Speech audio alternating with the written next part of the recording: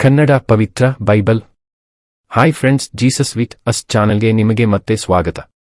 ಭಯಪಡಬೇಡ, ನಾನು ನಿಮ್ಮ ಜೊತೆ ಇದ್ದೇನೆ ಎಂದು ಹೇಳಿದ ಯೇಸುವೆ ವಂದನೆ. ನಮ್ಮ ರಕ್ಷಕರಾದ ಯೇಸುವೆ ಸ್ತೋತ್ರ. ತಂದೆ, ನಿಮ್ಮ ನಾಮದಲ್ಲಿ ನಂಬಿಕೆ ಇಟ್ಟು ನಮ್ಮ ಕುಟುಂಬಕ್ಕಾಗಿ ಪ್ರಾರ್ಥಿಸುತ್ತೇವೆ. ನೀವು ನಮ್ಮ ಪ್ರಾರ್ಥನೆಗೆ ಉತ್ತರಿಸುವ ದೇವರಾಗಿದ್ದೀರಿ. ದೇವ, ನಮ್ಮ ಎಲ್ಲಾ ದುಃಖ, ಕಷ್ಟ, ರೋಗ, ನೋವು, ನಿರಾಶೆ, ತೊಂದರೆ ಎಲ್ಲವನ್ನೂ ನಿಮಗೆ ಸಮರ್ಪಿಸುತ್ತೇವೆ. ಯೇಸು ನಾಮದಲ್ಲಿ ಆಜ್ಞಾಪನೆ ಮಾಡು. ಅಸಾಧ್ಯವಾದ ಕಾರ್ಯಗಳನ್ನು ಮಾಡುವ ಶಕ್ತಿ ಪ್ರಾರ್ಥನೆಗೆ ಇದೆ. ನೀವು ಫಸ್ಟ್ ಟೈಮ್ ನಮ್ಮ ಚಾನಲ್ಗೆ ಬಂದಿದ್ದರೆ ಸಬ್ಸ್ಕ್ರೈಬ್ ಮಾಡಿ. ವಿಡಿಯೋ ಇಷ್ಟವಾದಲ್ಲಿ ಲೈಕ್ ಮಾಡಿ, ಶೇರ್ ಮಾಡಿ. ನಿಮ್ಮಿಂದ ನಮಗೆ ಹೊಸ ವಿಡಿಯೋ ಮಾಡಲು ಸ್ಫೂರ್ತಿ ಸಿಗುತ್ತದೆ. ವಿಮೋಚನಕಾಂಡ ಅಧ್ಯಾಯ 10. ಮಿಡಿತೆಗಳೆಂದುಂಟಾದ ಬಾಧೆ. ತರುವಾಯ ಯೆಹೋವನು ಮೋಶೆಗೆ ಎಂತೆಂದನು, ಫರೋಹನ ಬಳಿಗೆ ತಿರುಗಿ ಹೋಗು.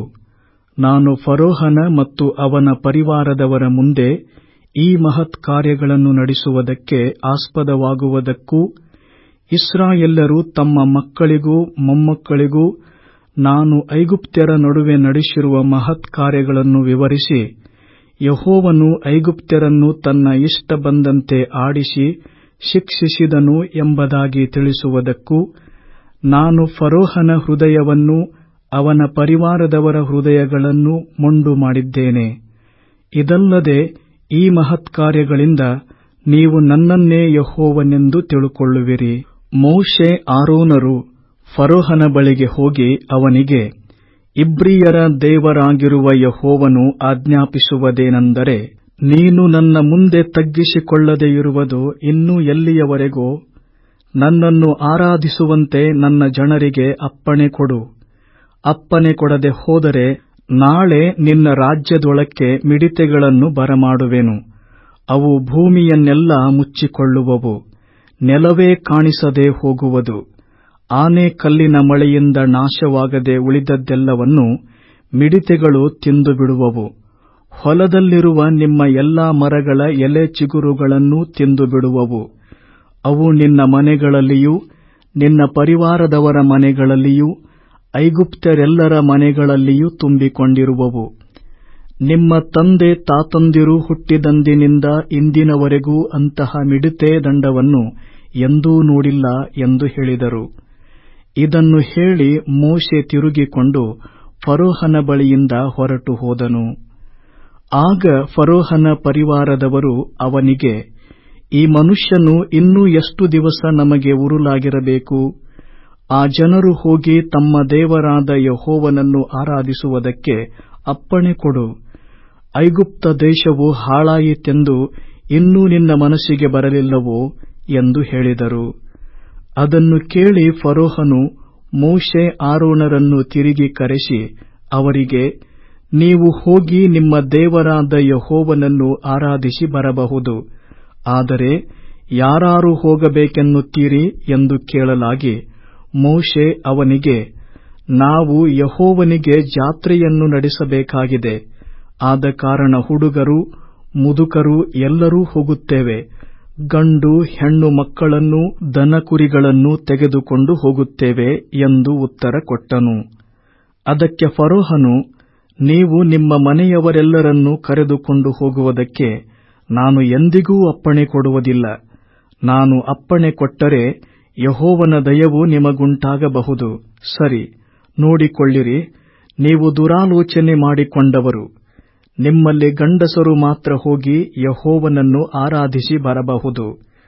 ನೀವು ಕೇಳಿಕೊಂಡದ್ದು ಅಷ್ಟೇ ಅಲ್ಲವೇ ಎಂದು ಹೇಳಿ ಅವರನ್ನು ತನ್ನ ಸನ್ನಿಧಿಯಿಂದ ಹೊರಡಿಸಿ ಬಿಟ್ಟನು.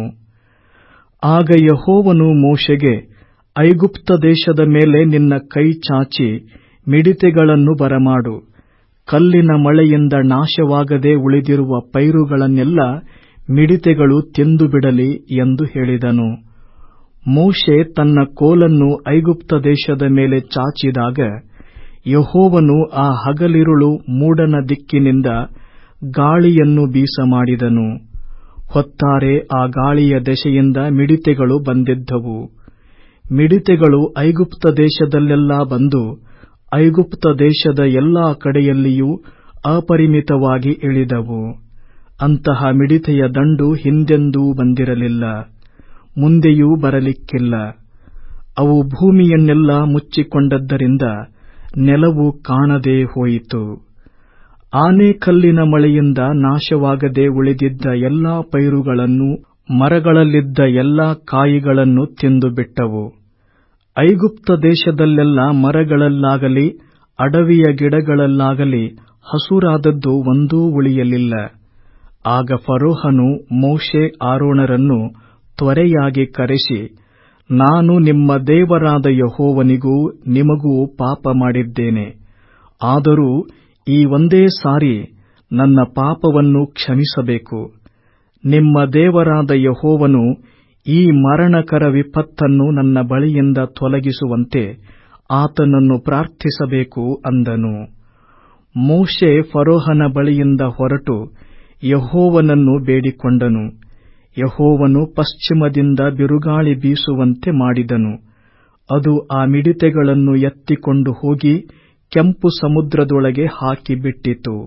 ಐಗುಪ್ತ ದೇಶದ ಮೇರೆಗಳೊಳಗೆ ಒಂದು ಮಿಡತೆಯೂ ನಿಲ್ಲಲಿಲ್ಲ. ಆದರೂ ಯೆಹೋವನು ಫರೋಹನ ಹೃದಯವನ್ನು ಕಠಿಣ ಮಾಡಿದ್ದರಿಂದ ಅವನು ಇಸ್ರಾಯೇಲ್ಯರನ್ನು ಹೋಗಗೊಡಿಸಲೇ ಇಲ್ಲ. 3 ದಿನ ಕಾರ್ಗತ್ತಲೆಯುಂಟಾದದ್ದು. ತರುವಾಯ ಯೆಹೋವನು ಮೋಶೆಗೆ, ಆಕಾಶಕ್ಕೆ ನಿನ್ನ ಕೈ ಚಾಚು, ಆಗ ಐಗುಪ್ತ ದೇಶದಲ್ಲೆಲ್ಲ ಕತ್ತಲುಂಟಾಗುವುದು. ಆ ಕತ್ತಲಿನಿಂದ ಜನರು ತಡವರಿಸುತ್ತಾ ನಡೆಯುವರೆಂದು ಹೇಳಿದನು. ಮೋಶೆ ಆಕಾಶಕ್ಕೆ ಕೈ ಚಾಚಿದಾಗ ಐಗುಪ್ತ ದೇಶದಲ್ಲೆಲ್ಲ 3 ದಿವಸ ಕಾರ್ಗತ್ತಲು ಮುಚ್ಚಿಕೊಂಡಿತು. 3 ದಿವಸವೂ ಒಬ್ಬರಿಗೊಬ್ಬರು ಕಾಣಿಸಲಿಲ್ಲ. ಯಾವನೂ ತಾನಿರುವ ಸ್ಥಳದಿಂದ ಏಳಲಿಲ್ಲ. ಆದರೆ ಇಸ್ರಾಯೇಲ್ಯರು ವಾಸವಾಗಿದ್ದ ಸ್ಥಳಗಳಲ್ಲಿ ಬೆಳಕೇ ಇತ್ತು. ಆಗ ಫರೋಹನು ಮೋಶೆಯನ್ನು ಕರೆಸಿ, ನೀವು ಹೋಗಿ ಯೆಹೋವನಿಗೆ ಆರಾಧನೆ ಮಾಡಿ ಬರಬಹುದು. ನಿಮ್ಮ ಮನೆಗಳಿಗೆ ಸೇರಿದವರೂ ಹೋಗಬಹುದು. ನಿಮ್ಮ ಕುರಿ ದನಗಳನ್ನು ಮಾತ್ರ ಇಲ್ಲೇ ಬಿಟ್ಟು ಹೋಗಬೇಕು ಅಂದನು. ಅದಕ್ಕೆ ಮೋಶೆ, ನಮ್ಮ ದೇವರಾದ ಯೆಹೋವನಿಗೆ ನಾವು ಯಜ್ಞ ಹೋಮಗಳನ್ನು ಮಾಡುವಂತೆ ಬೇಕಾದ ಪಶುಗಳನ್ನು ಮಾತ್ರವಲ್ಲದೆ ನಮ್ಮ ಎಲ್ಲಾ ಪಶುಗಳನ್ನು ಸಹ ತೆಗೆದುಕೊಂಡು ಹೋಗುವ ಹಾಗೆ ನಮಗೆ ಅಪ್ಪಣೆ ಕೊಡಬೇಕು. ಒಂದು ಗೊರಸೆಯನ್ನಾದರೂ ನಾವು ಬಿಟ್ಟು ಹೋಗುವುದಕ್ಕಾಗದು. ಆ ಪಶುಗಳಿಂದಲೇ ನಮ್ಮ ದೇವರಾದ ಯೆಹೋವನಿಗೆ ಯಜ್ಞ ಮಾಡಬೇಕಲ್ಲವೇ? ಯಾವ ಪಶುಗಳನ್ನು ಅರ್ಪಿಸಬೇಕೋ ಅದು ನಾವು ಅಲ್ಲಿಗೆ ಸೇರುವುದಕ್ಕೆ ಮುಂಚೆ ನಮಗೆ ತಿಳಿಯದು ಅಂದನು. ಆದರೂ ಯೆಹೋವನು ಫರೋಹನ ಹೃದಯವನ್ನು ಕಠಿಣಪಡಿಸಿದ್ದರಿಂದ ಅವರಿಗೆ ಅಪ್ಪಣೆ ಕೊಡುವುದಕ್ಕೆ ಫರೋಹನು ಒಪ್ಪಲಿಲ್ಲ. ಅವನು ಮೋಶೆಗೆ, ನನ್ನ ಬಳಿಯಿಂದ ಹೋಗು, ಇನ್ನು ಮುಂದೆ ನನ್ನ ಮುಖದೆದುರಿಗೆ ಬರಲೇ ಕೂಡದು.